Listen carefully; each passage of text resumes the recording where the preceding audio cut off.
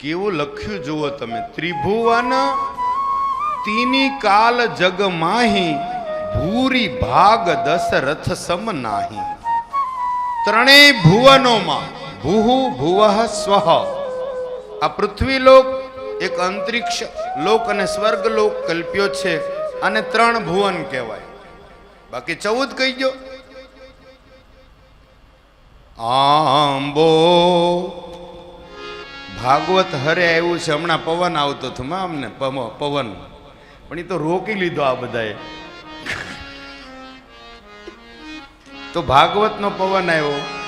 આંબો અખંડ ભુવનથી ઉતરો, આંબો અખંડ ભુવનથી ઉતરો. 14 ભુવનમાં એ વ્રજ ભૂમિમાં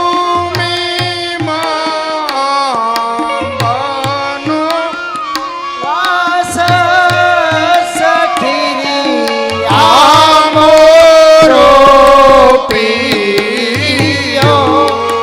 આંબો અખંડ ભુવનથી ઉતર્યો.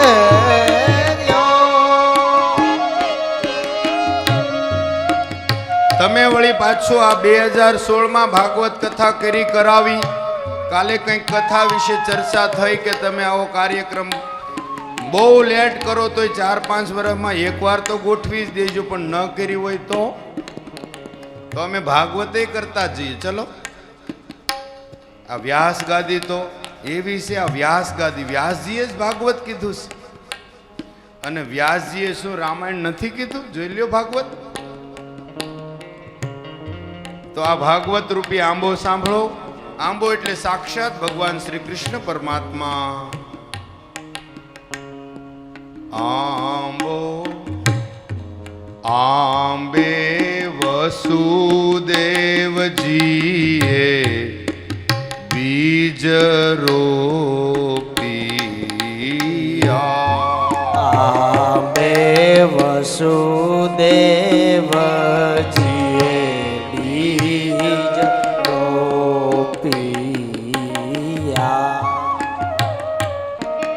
આ ભૂમિ છે, આ શરીર છે, ભૂમિ છે. જમીન કેરી જાત કોણ, આભમાં ગાંજ કોણ, ગાંજમાં એક બીજ જબુકે ઈ દેવિયા કોણ. સિદ્ધ રામદેવજીનું આ ભજન. આંબે વસુદેવજીએ બીજ રોપિયા. હુવા દેવકીજી ક્ષેત્રે પ્રકાશ. એ સખીરી આંબો રોપિયો. આંબો અખંડ ભુવનથી રે ઉતર્યો.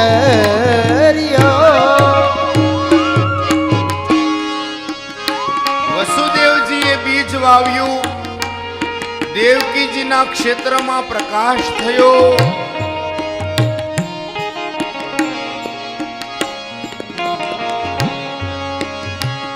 જન્મ તો ત્યાં થયો, પણ પાલન ક્યાં થયું?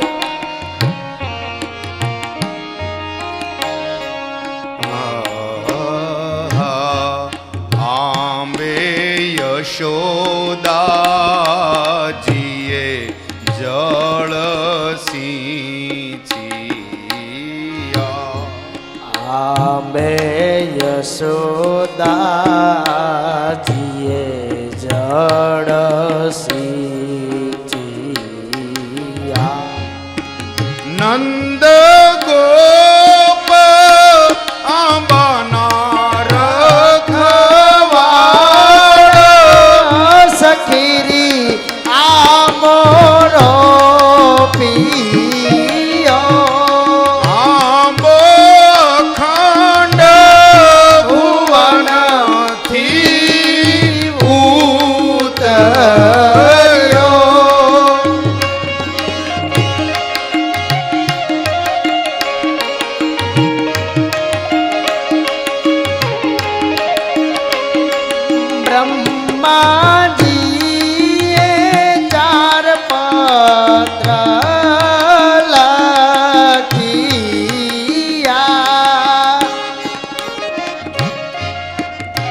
એમાં લખ્યા છે કે કર્યા એ થોડું જોયા જેવું છે. ચલો, બંનેનો ભાવ તો એક જ છે. બ્રહ્માજીએ 4 પત્ર કર્યા છે. એ 4 પત્ર એટલે ચતુશ્લોકી ભાગવત. ભાગવતના લગભગ બીજા સ્કંધના 9મા અધ્યાયનો 32મો, 33મો, 34મો અને 35મો શ્લોક. અહમ એવાસમ એવાગ્રે નાન્યદ્યત સદસત્પરમ ત્યાંથી લઈને એતાવદેવ જિજ્ઞાસ્યમ તત્વ જિજ્ઞાસુનાત્મનઃ એનું વર્ણન બહુ લાંબુ થઈ જશે. 4 શ્લોક લખ્યા બ્રહ્માજીએ. એ 4 શ્લોક કર્યા અને વ્યાસજીએ 4 માંથી 18,000 કર્યા. પણ એ અહીંયા આવી રીતે વર્ણવાયું છે. બ્રહ્માજીએ 4 પત્ર કર્યા. મુનિ નારદે કીધા રખવાડ એ સખી આંબોરો પ્રિયો આંબો અખંડ ભુવન તીરે ઉતર્યો. નારાયણે ભાગવત બ્રહ્માને કીધું, બ્રહ્માએ નારદજીને કીધું. એટલે મુનિ નારદને થઈ જાણ. નારદજીએ ભાગવત વ્યાસજીને કીધું, વ્યાસજીએ શુકદેવજીને કીધું, શુકદેવજીએ પરીક્ષિતને કીધું. અને એ બંનેના સંવાદ રૂપે આપણને બધાને આ પૃથ્વી પર કલિકાળમાં ભાગવત પ્રાપ્ત થયું. વ્યાસજીએ તે 4 પત્ર લખ્યા. તેના 9 ખંડમાં છે જોને નામ અખિરિયા મોરો પિયો આમો અખંડ ભુવન તીરે ઉતર્યો. આ ભાગવતમાં કોનું વર્ણન? ધ્રુવજી, પ્રહલાદજી, અંબરીશજી, ગજેન્દ્ર મોક્ષ, સમુદ્ર મંથન અને એવા એવા દિવ્ય ચરિત્રો બધા.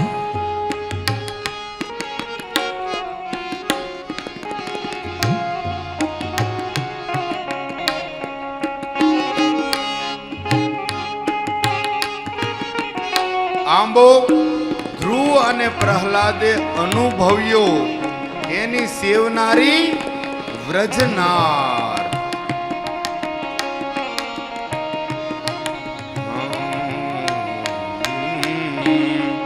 આંબો ધ્રુવ પ્રહલાદે અનુભવ્યો. તેની સેવનારી છે વ્રજનાર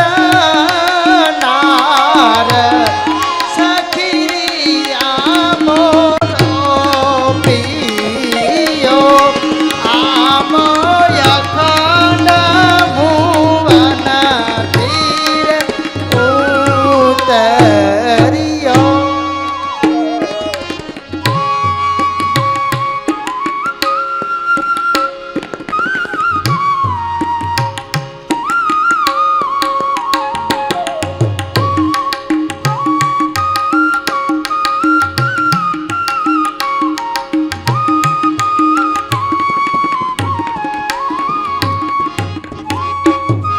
હવે એ આંબો હોય તો એને થડ હોય, એને ડાળિયું હોય, એના તીરકામઠાઓ હોય. હમણાં તીરકામઠું નહીં, અમારા બચુરામ આમ લઈને ઊભા હતા. તીરકામઠા તીર હોય, પછી એને પત્તા હોય, પત્તા પત્તા પાંદડા પર્ણ, પછી એને મોર લાગે, એ પુષ્પ, પછી એમાંથી ફળ લાગે, ફળ, એનો રસ. આજ રસ પીધો, આજે રસ નતો ને? આજ નતો, કાલે હતો. ઠીક છે, પણ શરબત તો છે જ. આવો ત્યાં રસ સુધી પહોંચી જઈએ આપણે. રસ દ્વાદશ સ્કંધ આંબે થડ થયા. 335 છે આધ્યાયની દાડ, સખી આંબો રોપ્યો, આંબો અખંડ ભુવનથી રે ઉતર્યો. આમાં જેમ 7 કાંડ છે રામાયણમાં, બાલકાંડ, અયોધ્યાકાંડ, અરણ્યકાંડ, કિષ્કિંધાકાંડ, કાલે 5મું સોપાન સાંભળ્યું આપણે, સુંદરકાંડ, 6ઠ્ઠો લંકાકાંડ અને 7મો ઉત્તરકાંડ. એમ ભાગવતમાં 12 સ્કંધ છે, પહેલો, બીજો અને 12મો સ્કંધ. એવી રીતે એક એક સ્કંધમાં અમુક અમુક અધ્યાય છે. જેમ 10મા સ્કંધમાં 90 અધ્યાય, તો 335 અધ્યાય આ આંબાની ડાળું છે. હવે 18,000 શ્લોક આંબે તીર થયા. 16 લક્ષ અક્ષર આંબા પાન, સખી આંબો રોપ્યો, આંબો અખંડ ભુવનથી રે ઉતર્યો. વાહ! 500 અક્ષર એના પાન, 18,000 શ્લોક છે ભાગવતમાં. આમાં ચોપાઈઓ, ચોરઠાઓ, છંદો, દોહાઓ, શ્લોકો, એનાથી આખું આ બનેલું રામચરિત માનસ. અને આમાં સતત શ્લોકો, એનું હિન્દી, ગુજરાતી, અંગ્રેજી બધું મળે તમને, પણ મૂળ સંસ્કૃતમાં ભાગવત. હવે પ્રકરણ 43 ના આંબે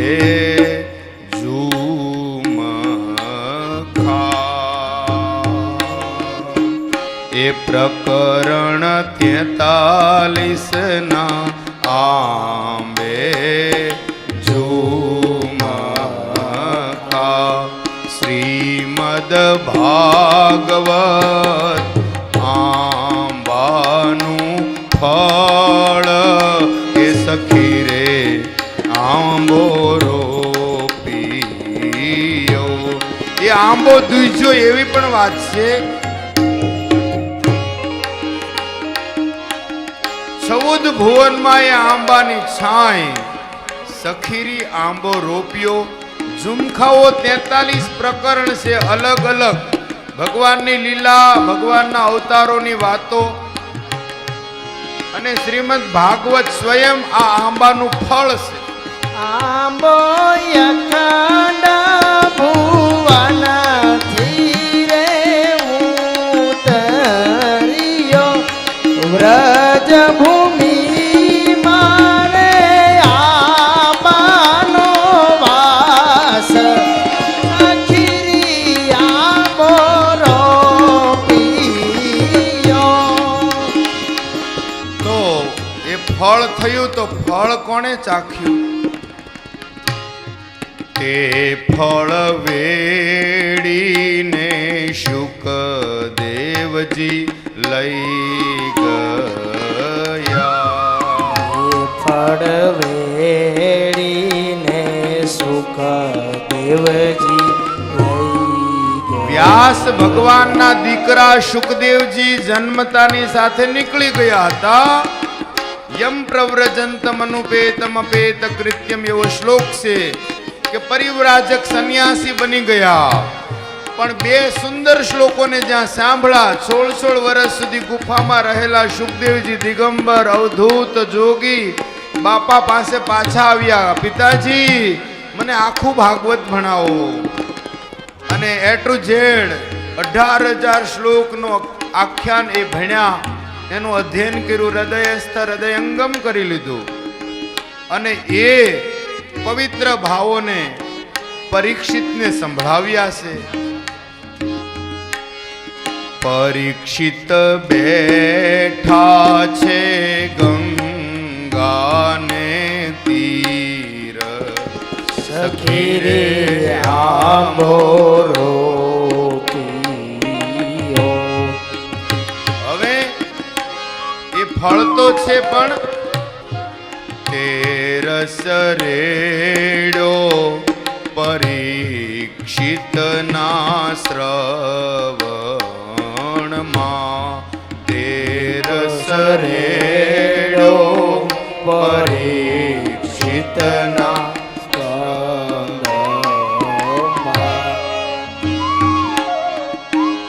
એ ખરો અનુગ્રહનો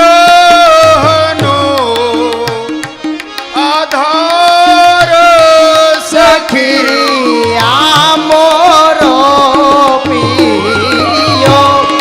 આંબો અખંડ ભુવન ધીરે ઉતર્યો. આ 9 દિવસની કથા એટલે તમે એને સપ્તાહ ન કહી શકો. સપ્ત એટલે 7, અહ એટલે દિવસ. 7 દિવસની ભાગવત હોય એને સપ્તાહ કહેવાય. આને નવાહન કહેવાય. શું કહેવાય? નવાહન. 9 અહન એટલે દિવસ. 9 દિવસીય પારાયણ રામાયણ નવાહન, સપ્તાહ નવાહન. તો 7 દિવસ હતા અને પરીક્ષિતને અધ્યાત્મ સમજાવી દીધું. હું શુદ્ધ બુદ્ધ નિત્ય મુક્ત આત્મા છું એ એને ઠેરાવી દીધું. એ વાતને એને ધરબી દીધી, આત્માની ઓળખાણ કરાવી દીધી. પોતે કૃષ્ણથી અલગ નથી એવું કહી દીધું અને પરીક્ષિત એવું લઈ લીધું. 7 દિવસમાં શ્રી કૃષ્ણ પદ મળ્યું. 7 દિવસમાં શ્રી કૃષ્ણ પદ રે મળ્યું. 7 દિવસમાં શ્રી કૃષ્ણ પદ મળ્યું. 7 દિવસમાં શ્રી કૃષ્ણ પદ રે મળ્યું. જય શ્રી કૃષ્ણ પુરુષોત્તમ અભિરામ સખી આંબોરો પીયો. આંબો અખંડ ભુવન ધીરે ઉતર્યો. આંબો ગાય શીખે અને સાંભળે. આંબો ગાય શીખે અને સાંભળે. એનો પ્રભુ ચરણ કમળમાં વાસ સખી રે. આંબો પીયો. આંબો અખંડ ભુવન ધીરે ઉતર્યો. એનો વ્રજમાં છે આંબાનો વાસ. સખી આંબોરો પીયો. બોલીએ ભાગવત ભગવાન કી